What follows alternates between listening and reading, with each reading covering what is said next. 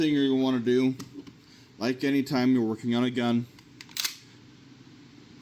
pull the action back, verify that you're clear, double check your chamber. We can see that there's nothing in there, there's no magazine. Run it, rack it a couple of times, we're good to go.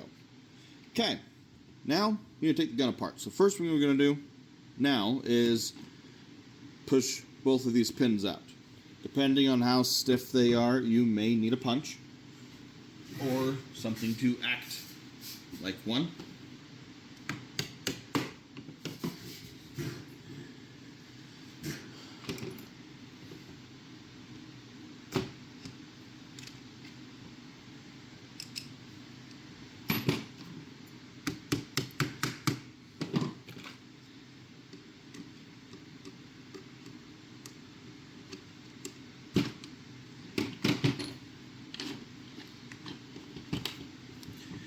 These ones are pretty stiff. There we go.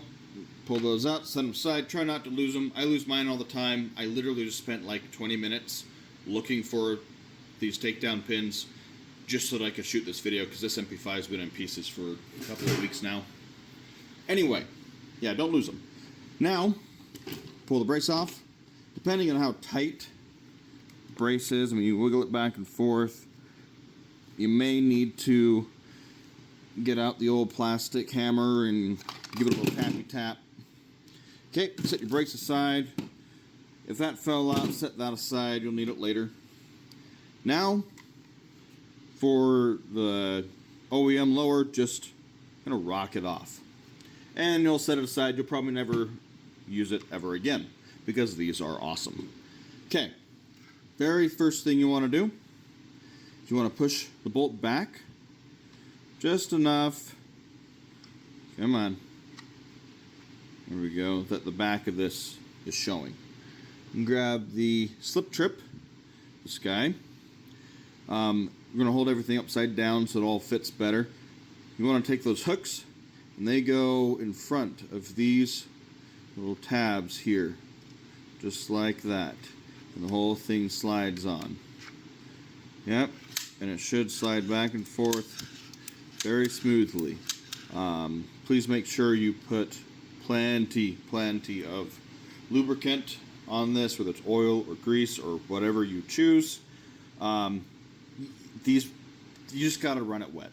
You just have to. Okay, next, grab the recoil assembly. If you have a full size like this one, you'll receive one of these in the kit.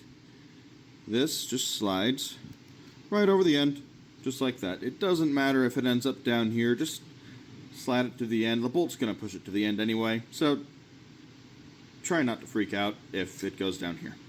Okay, then just install this right back into the upper. Now we're going to install the lower housing. First, take the slip trip, make sure it's moved all the way back, and then pull the whole assembly back at 3/4 of an inch to an inch, somewhere in there. Then, on your lower, make sure safety's on, and then make sure that lever right there is all the way forward. Okay, then we're just going to kind of rock this on.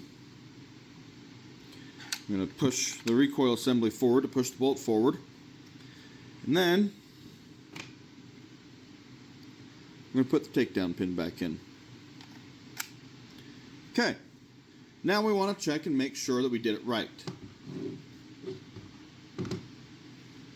To do that, let's see if I can get this to cooperate. Here we go. Yeah, so when you're looking in the back, you should be able to see the entire slip trip right down here.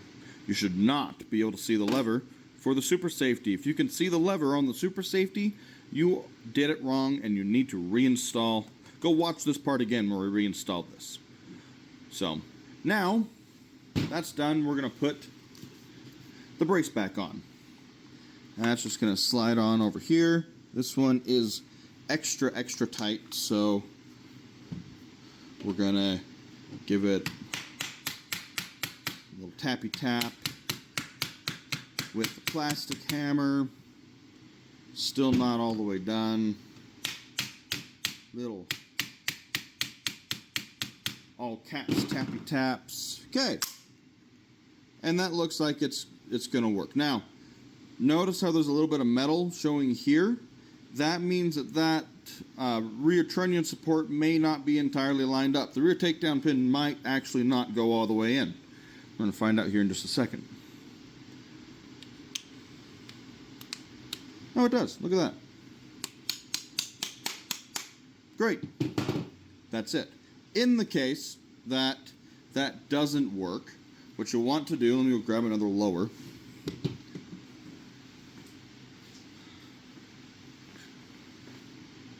What you're going to want to do, loosen this bolt here. In fact, you can actually take it most of the way out.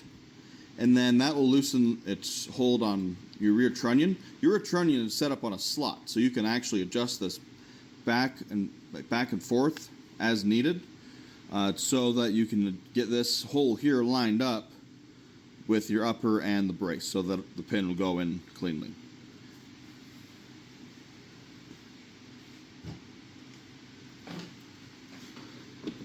Once that's done, I'm going to do a quick function check. Put gun on fire, rack it, fire, rack, reset, fire, rack, reset, fire. Okay, it works. Kick it over to forced reset, fire, and it's working.